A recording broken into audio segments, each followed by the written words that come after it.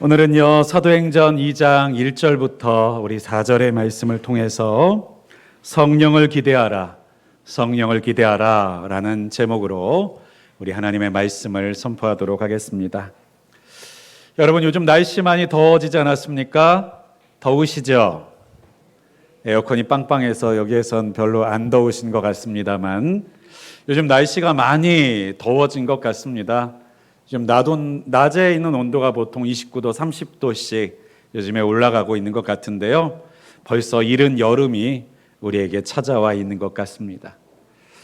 날씨가 이렇게 덥다 보면요, 여러분, 이 더위들을 도대체 어떻게 견딜 수 있을까, 이길 수 있을까 걱정이 되시지 않습니까?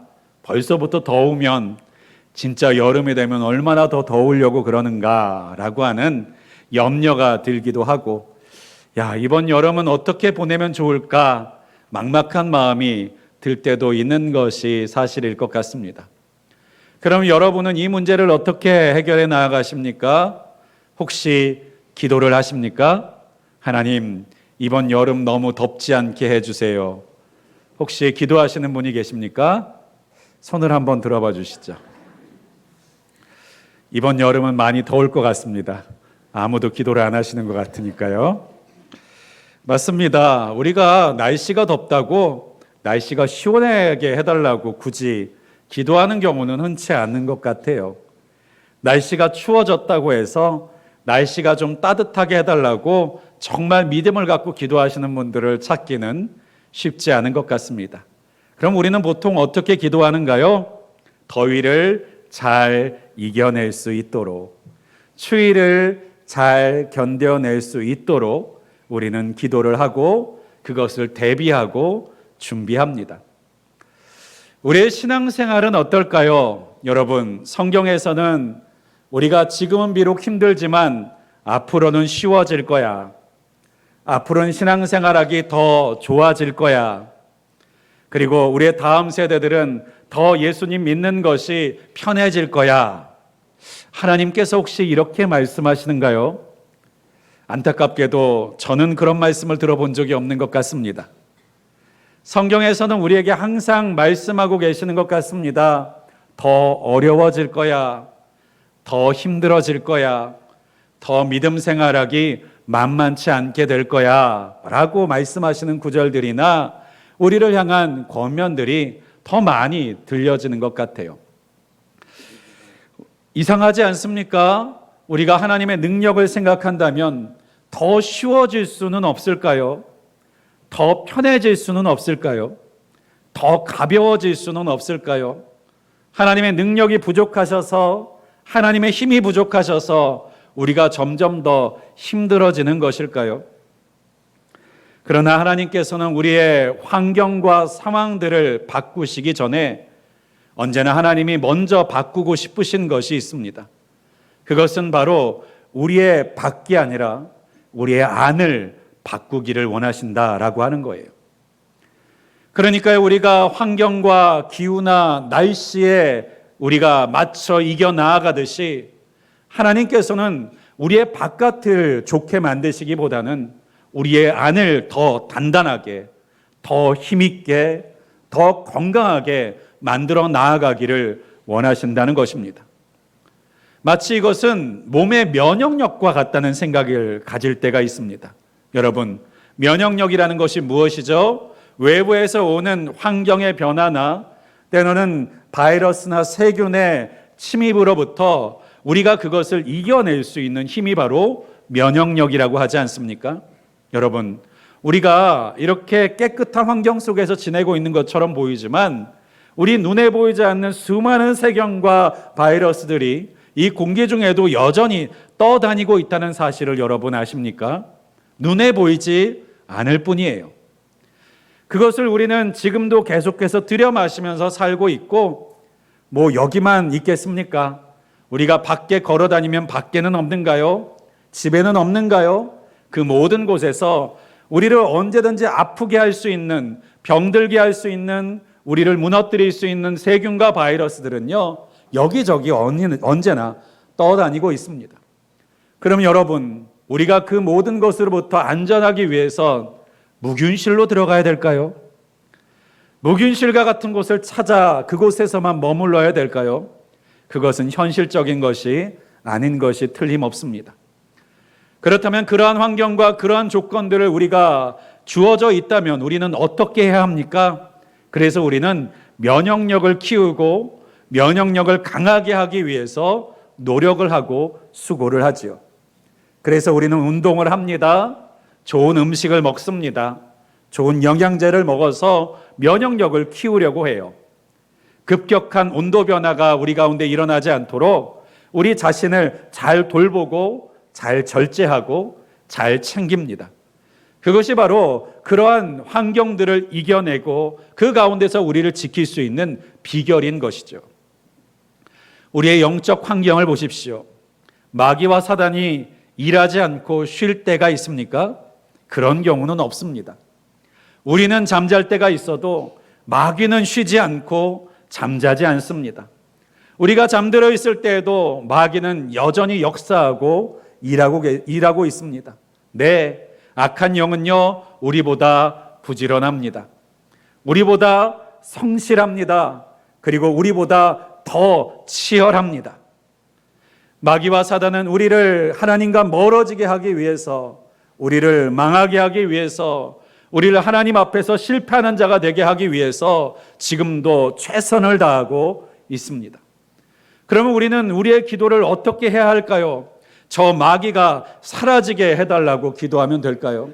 그러나 안타깝게도 성경은 이 마귀와 사단은 최후의 심판 때 이 마귀와 사단이 무저갱에 갇힐 때까지 그 전까지는 여전히 활동하고 우리에게 악한 영향력을 끼쳐 나아간다는 사실을 분명하게 밝히고 있어요.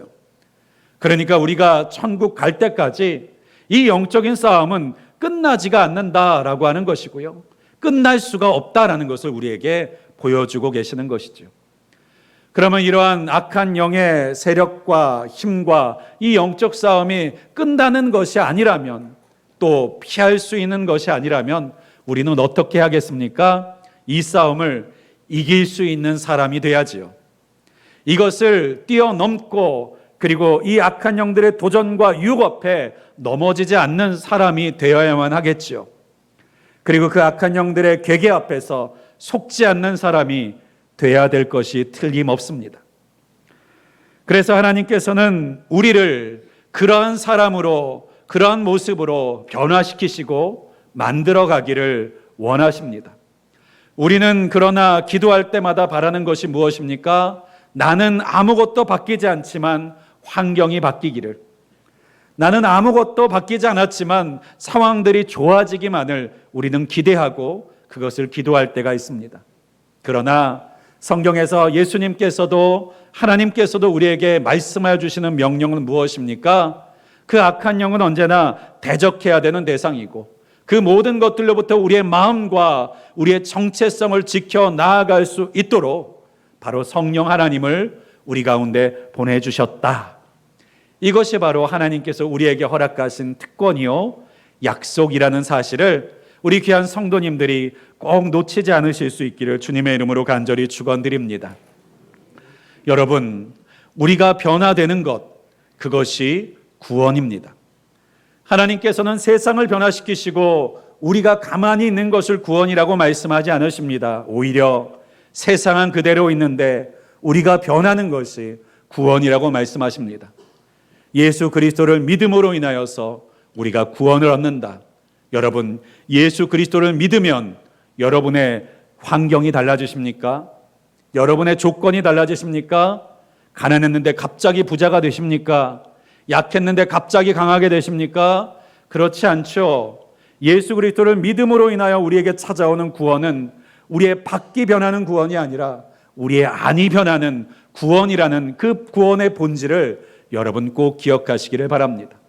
하나님께서는 가장 먼저 우리의 안을 변화시키기를 원하십니다. 그래서 이 일을 행하실 수 있도록 성령을 우리 안에 보내주셨어요.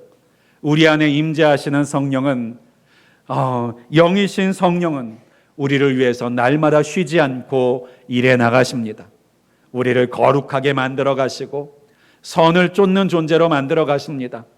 우리의 인생과 삶을 우리의 주장과 고집에 맡겨놓지 않으시고 하나님의 뜻대로 살아갈 수 있도록 우리를 붙잡아 나아가십니다. 그래서 로마서에 있는 말씀해 보니까 로마서 8장에 보면요, 하나님의 영의 중요성에 대해서 이렇게 말씀하고 있습니다. 만일 너희 속에 하나님의 영이 거하시면 너희가 육신에 있지 않고 영에 있게 된다. 누구든지 그리스도의 영이 없으면 그리스도의 사람이 아니다라고 말씀하고 계시는 거예요. 이 말을 거꾸로 하면 무슨 말입니까? 그리스도의 영이 우리 안에 있어야 그리스도의 사람이다라고 말씀하고 계시는 거예요. 여러분, 우리가 아무리 입으로 나는 예수 믿는 사람이야, 나는 아무리 내 입으로 그리스도의 사람이야 라고 주장할 수 있지만 하나님께서 그 사람을 분별하시는 기준이 무엇이냐? 그리스도의 영이 그의 안에 있는가? 예수의 영이 그 안에 있는가? 성령이 그 안에 있는가를 통해서 하나님께서는 구별하신다라는 거예요. 또 로마서 8장 13절에 있는 말씀에 보면요, 무릇 하나님의 영으로 인도함을 받는 사람이 곧 하나님의 아들이라 라고 말씀하고 있어요. 여러분, 요한복음 1장에 있는 말씀 기억하시는가요? 영접하는 자, 곧 그 이름 예수 그리스도를 믿는 자들에게는 하나님의 자녀가 되는 권세를 주셨으니 라고 말씀합니다. 누구에게 하나님의 자녀가 되는 권세를 주셨다고 말씀해요? 그 이름 예수 그리스도의 이름을 영접하는 자에게. 여러분, 그렇다면 우리가 예수를 영접했는지 영접하지 않았는지를 어떻게 압니까? 예수님, 눈에 보이지 않는 예수님이 정말 우리 안에 계시는지 우리 안에 거하시는지를 어떻게 구별합니까? 로마서 8장 13절에 방금의 말씀을 통해서 우리에게 말씀하고 계세요. 하나님의 영으로 인도함을 받는 사람이 하나님의 자녀, 하나님의 아들이라고요. 여러분, 만약에 여러분이 세상을 향해서 내리막길로 내려가는데 아무도 붙잡는 사람이 없다면 여러분은 그리스도의 영이 있는 사람이 아닙니다. 하나님의 자녀가 아니에요. 그렇지 않겠습니까? 여러분, 여러분의 자녀가 불 가운데 달려들고 물 가운데 뛰어드는데 말리지 않는, 막지 않을 부모가 어디 있겠습니까? 죄를 향해서 빠져들어가는데 인생과 삶을 다 망가뜨리려고 작심하고 나아가는데 그것을 말리지 않고 붙잡지 않는 부모가 어디 있겠습니까? 하나님께서는 우리의 아버지가 되시고 우리가 하나님의 자녀가 된다는 것은요, 이제 우리 마음대로 사는 것이 아니라는 뜻입니다. 더 나아가 우리 마음대로 살 수 없다는 것입니다.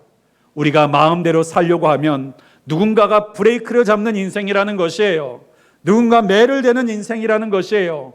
누군가 멱살을 잡고 끌어내는 인생이라는 것을 여러분 기억하실 수 있기를 간절히 소망합니다. 많은 성도들 가운데서는 하나님이 우리의 아버지가 된다라고 하면요, 마치 이 시대에 비틀어지고 있고 왜곡되어 있는 재벌 2세, 재벌 3세들과 같이 되는 것이라고 생각합니다. 뭘 해도, 뭘 범죄를 저질러도 다 무마해주고, 내가 모든 어떤 잘못을 해도 경찰을 동원해서든 검사를 동원해서든 그 모든 것들이 없었던 것으로 만들어주는 그런 망가진, 비틀어진, 왜곡된 사랑으로 가득 차 있는 그런 재벌 2세가 되는 것이 하나님의 자녀가 되는 것이라고 착각하시는 분들이 있어요. 그러나 참된 부모는 어떠합니까? 잘못된 길로 가는 자녀를 내버려 두지 않습니다. 참된 부모는 매를 아끼지 않습니다. 참된 부모는 때로는요, 그 버릇을 고치기 위해서, 잘못된 습관을 고치기 위해서 피멍이 들도록 종아리를 때리기도 하고, 때로는 추운 밤에 옷을 홀딱 뺏겨서 내쫓는 경우도 있는 것이죠. 요즘엔 그렇게 하면 아동학대라고 하겠습니다만, 저도 어렸을 때 그런 일들을 몇 번 당한 것 같습니다만, 그런 일을 당하면 제대로 정신을 차리게 되죠. 그렇습니다. 하나님께서도 때로는 하나님의 사람답게, 하나님의 자녀답게 살아갈 수 있도록 우리를 연단시키시고 훈련시키신다라는 것이에요. 우리가 하고 싶은 대로 마음껏 내버려 두는 것은 참된 부모가 아닙니다. 그것을 바른 길로, 옳은 길로, 그리고 바른 결과를 향해서 나아갈 수 있도록 바로 잡아주는 것이 참된 부모요, 참된 스승이 아니겠습니까?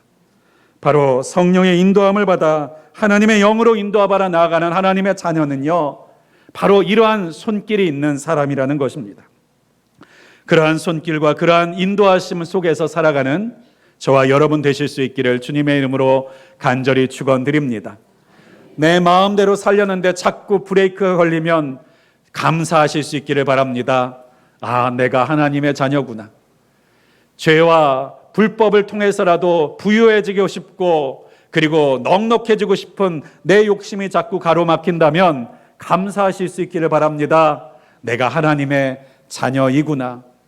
내 마음대로 사는데 모든 것이 잘 되고 형통하고 그리고 그 모든 것이 하나님과 멀어지고 있는데도 아무런 일이 일어나지 않는다면 두려워하시기 바랍니다. 혹시 내가 하나님과 상관없는 사람은 아닌지, 성령과 상관없는 사람이 아닌지 자신을 돌아보실 수 있기를 주님의 이름으로 축복합니다. 바로 그 성령을 통해서 하나님은 우리를 날마다 변화시켜 나아가십니다. 여러분, 여러분의 주변에 누가 있느냐에 따라서 그 사람은요, 그 가치 있는 사람의 영향을 받게 되지 않습니까?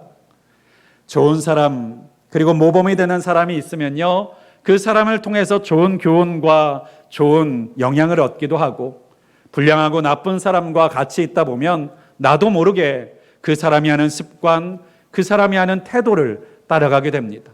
그렇습니다. 우리는 누구와 함께 있느냐, 누구와 관계를 이어가고 있느냐에 따라서 그 사람의 모습이 변화지게 되고 바뀌어지게 된다라는 것이죠. 그래서 하나님께서는 우리로 하여금 오순절 마가의 다락방의 성령의 임재를 통해서 하나님과 연결된 사람, 그 성령 하나님과 함께하는 사람으로 우리를 부르셨다는 사실을 여러분 믿으실 수 있기를 간절히 소망합니다. 그러니까요, 예수님께서는 그 제자들뿐만 아니라 예수 그리스도를 믿는 모든 사람들에게 누구와 함께하여 누구의 영향을 받게 하기를 원하셨는가? 바로 성령과 함께하여 성령의 영향받는 인생과 삶이 되기를 원하셨다는 거예요. 왜 그렇게 하시고자 하셨습니까? 그 일이 구원을 이루어가는 일이기 때문입니다. 그것이 구원을 완성해 나아가는 일이기 때문입니다. 세상에 아무리 뛰어난 사람, 지혜 있는 사람과 곁에 있을지라도요, 그 사람을 통해 구원이 완성될 수는 없어요. 세상에 어느 지혜자도요, 구원 받아야 될 사람이고 예수 믿어야 될 사람이고 주님으로만 변화될 수 있기 때문입니다. 그래서 하나님께서는 우리에게 보혜사 되시는 성령과 함께하는 일을 통해서 우리를 지금도 변화시켜 나아가기를 원하시는 줄을 믿습니다. 여러분 안에 예수 그리스도를 믿는 믿음 안에서 성령을 보내주셨다면 그 성령의 말씀에 귀를 기울이시는 분들이 되시기를 축복합니다. 그 성령의 인도하심에 민감하신 분들이 되실 수 있기를 축복합니다. 내 뜻 전에 성령의 뜻을 먼저 살필 수 있는 지혜로운 분들이 되실 수 있기를 간절히 소망합니다. 그렇다면 이 성령이 어떻게 임하게 되었는가? 우리는 그 성령의 임하심을 통해서 우리와 함께 하시는 성령님, 그리고 우리와 함께 하셔야 될 성령님을 우리가 어떻게 모시고 어떻게 함께 해야 되는지를 배울 수 있을 것 같습니다. 먼저는 오늘 본문 1절에 있는 말씀에 보니까요, 언제 이 일이 일어났는가요? 오순절 날에 이미 이름에. 성령의 임재가 언제 임하였느냐? 오순절에 임하였다고 말씀합니다. 그런데 이 오순절은요, 성경 가운데서 참 뜻깊은 날입니다. 특별히 이 오순절은요, 77절이라고도 불렀는데요, 6월절로부터 50일이 지난 날이 바로 이 77절 그리고 오순절이라는 날로 지켰습니다. 그런데 이 오순절에 특별한 의미가 있습니다. 이 오순절의 특별한 의미라는 것은 바로 첫 결실을, 처음 익은 열매를 하나님 앞에 드리는 날이었다는 거예요. 그러니까 이 오순절에 임하신 성령께서 그 임하시는 사건을 통해서 우리에게 알려주시는 뜻이 무엇입니까? 바로 성령을 통해서만 열매 맺을 수 있다는 거예요. 성령을 통해서만 결실 맺을 수 있다는 것을 우리에게 보여주고 계시는 것입니다. 특별히 이 오순절이라고 하는 이 날은요, 또한 우리 출애굽기에 있는 이야기로 거슬러 올라가 보면요, 여러분, 출애굽하는 때가 언제였습니까? 6월절이었죠. 바로 그 출애굽 때에 양을 잡아 피를 바르고 또한 그 양을 나누어 먹었던 사건이 바로 6월절 사건 아닙니까? 출애굽은 곧 6월절의 사건입니다.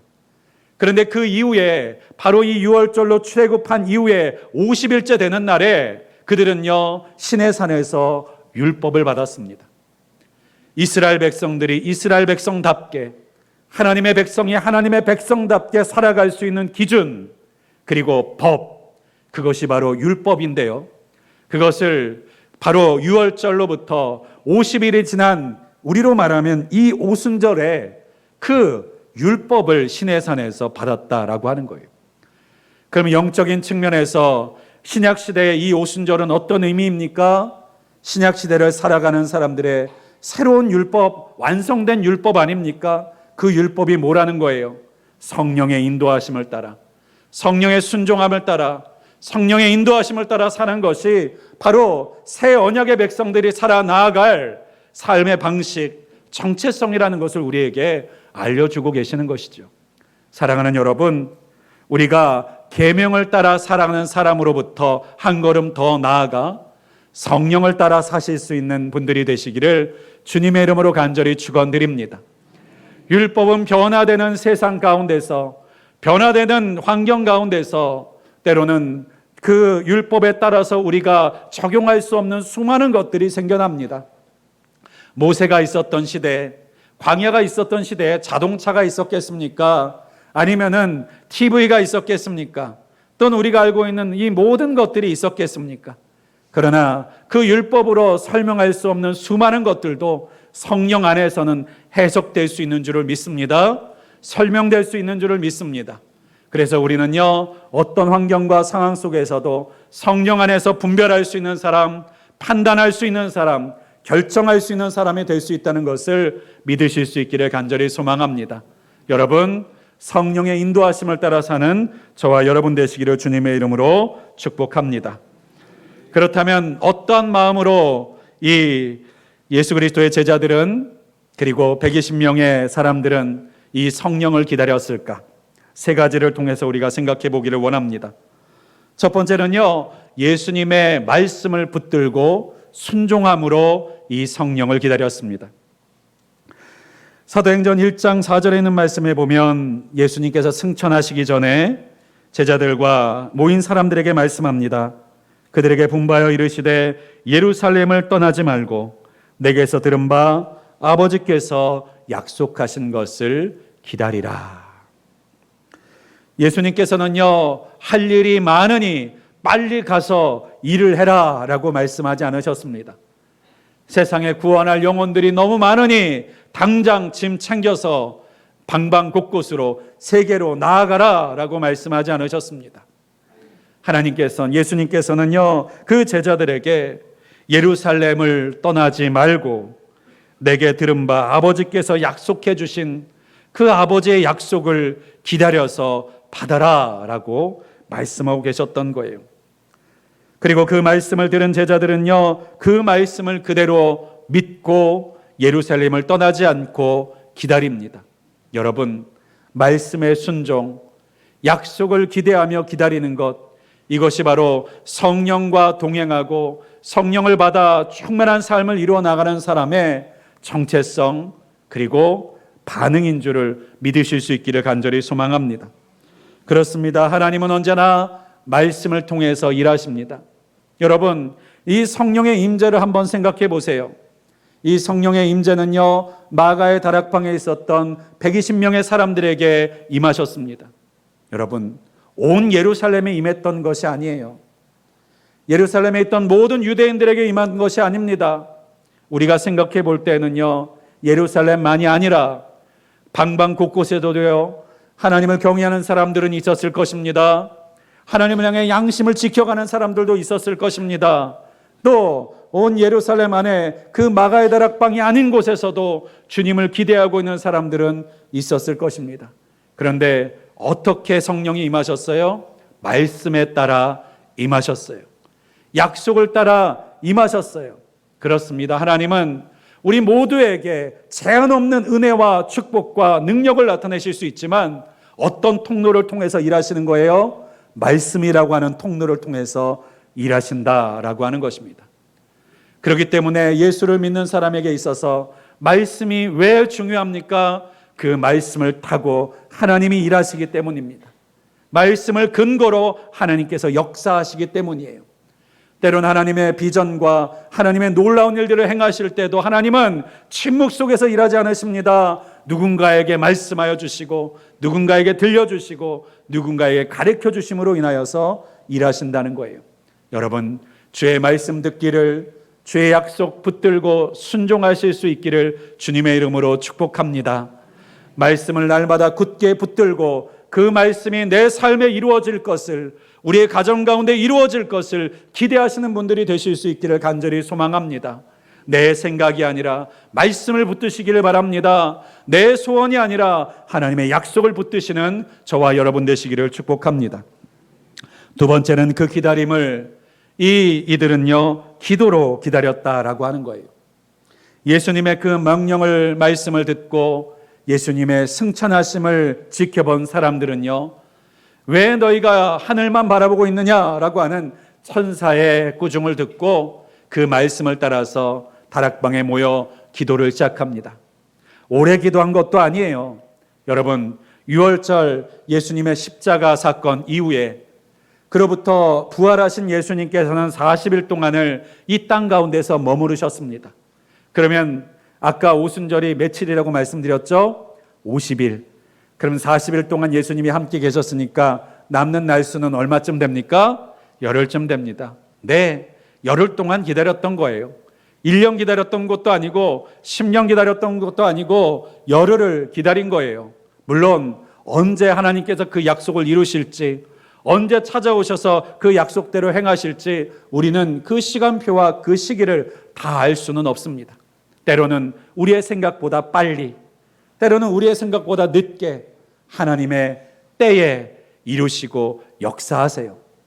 그런데요, 그 기다리는 시간을 우리는 어떻게 기다립니까? 여러분, 언제 오나 그제 오나 그냥 멀뚱멀뚱 서서 예수님의 승천하심을 바라보던 그 제자들처럼 하늘만 바라보고 있으면 되겠습니까?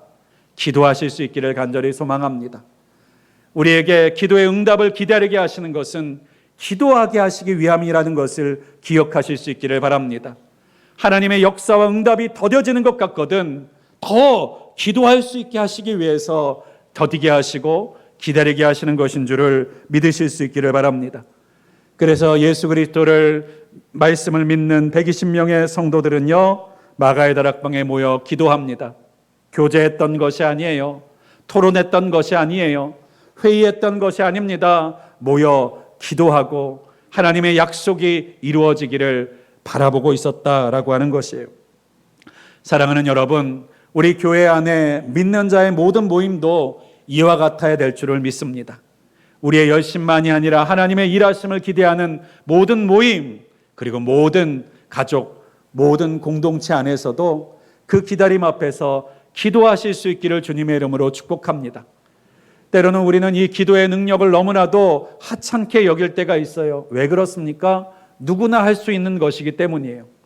우리는 이상하게 어려운 것을 더 좋아하는 것 같습니다.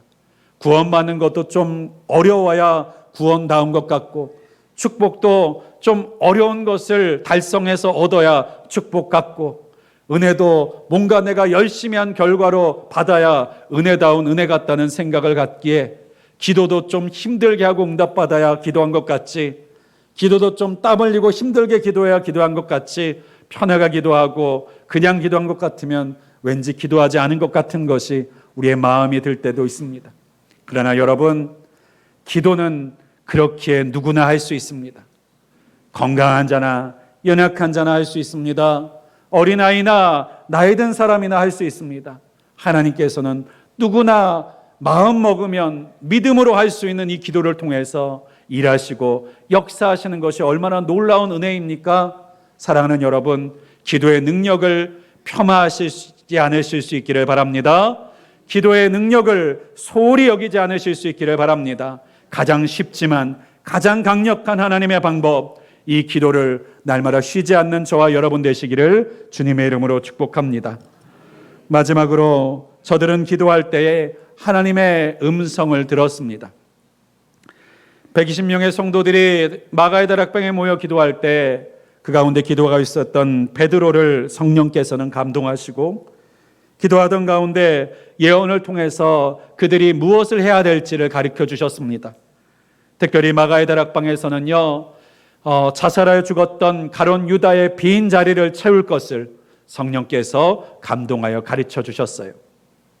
그래서 그들은요, 그들 가운데서 기준을 삼아 요셉과 mattia라는 사람을 뽑게 되고 그 가운데 기도하고 성령의 인도하심을 따라서 mattia를 그 가룟 유다의 빈자리를 채우는 사도로 예수 그리스도의 제자의 반열로 세우게 됩니다.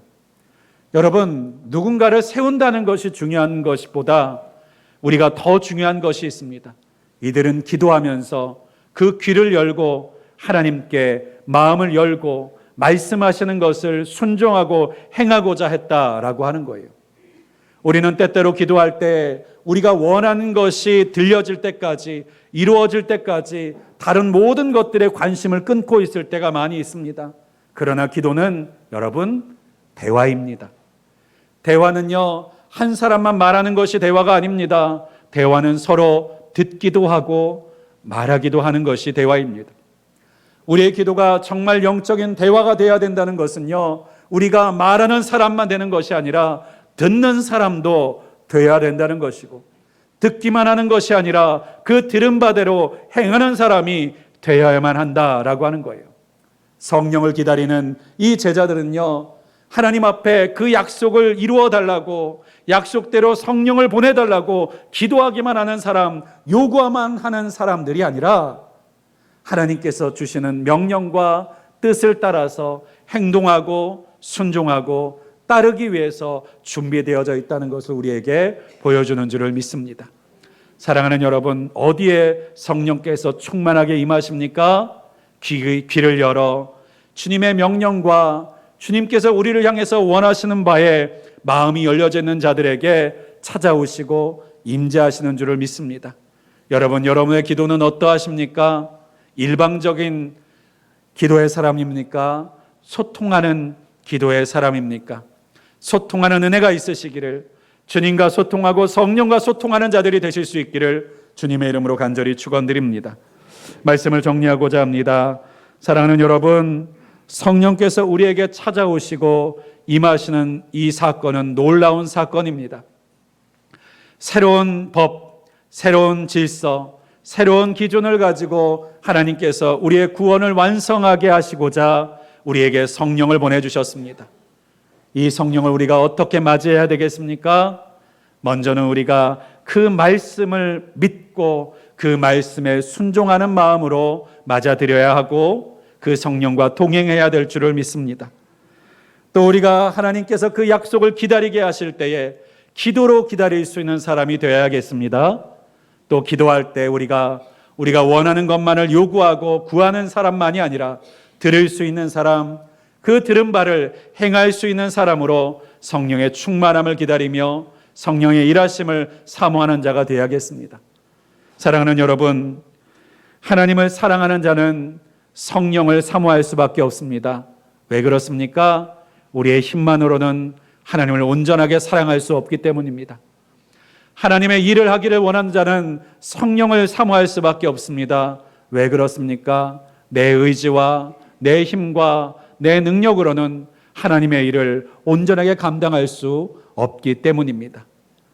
우리의 힘과 우리의 능력의 연약함을 볼수록 성령을 사모하시는 분들이 되실 수 있기를 간절히 소망합니다. 내 힘으로 완성할 수 없는 많은 일들을 바라볼 때에 끝까지 쥐고 있지 마시고 성령을 사모하고 기대하실 수 있기를 간절히 소망합니다. 온 예루살렘에 어디에 성령이 찾아가셨습니까? 기대하는 자들에게 찾아가셨음을, 기다리는 자들에게 찾아가셨음을, 우리 주님께서 그러한 사람들에게 그 성령을 보내셨음을 우리가 기억하며 오늘 이 자리에 있는 우리 모든 성도님들이, 우리 늘빛의 성도님들이 주님 앞에서 내 힘과 내 의지와 내 뜻을 앞세우기 전에 성령을 기대하고 성령을 먼저 사모하고 성령에 먼저 충만을 받는 저와 여러분 되시기를 주님의 이름으로 간절히 축원드리겠습니다.